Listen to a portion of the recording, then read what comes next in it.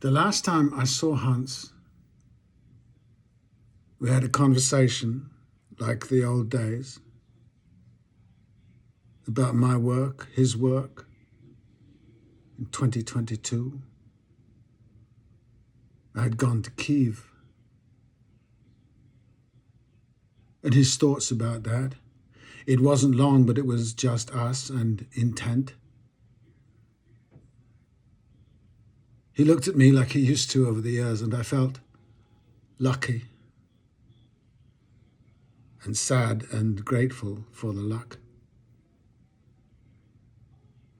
And we sat in the stalls at the Ernst Deutsch Theater in Hamburg sometime in the early 80s in tears of laughter at a performance of the Caucasian Chalk Circle. I understood nothing that was said on the stage, and he was so proud.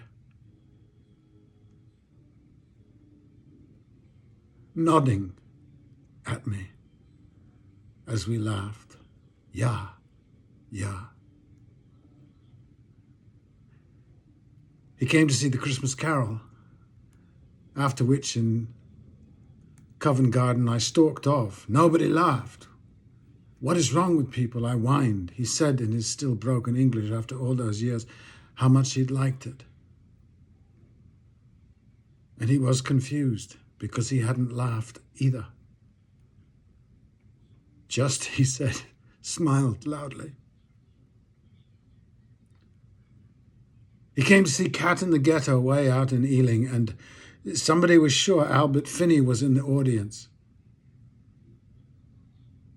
He was so thrilled with the show that after he congratulated people who weren't in it,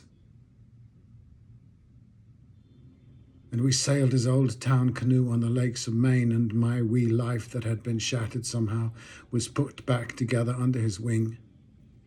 He was there for years, on the edge of my mother, another, not my father. And a way was made simpler than it had been, and without him, I don't know.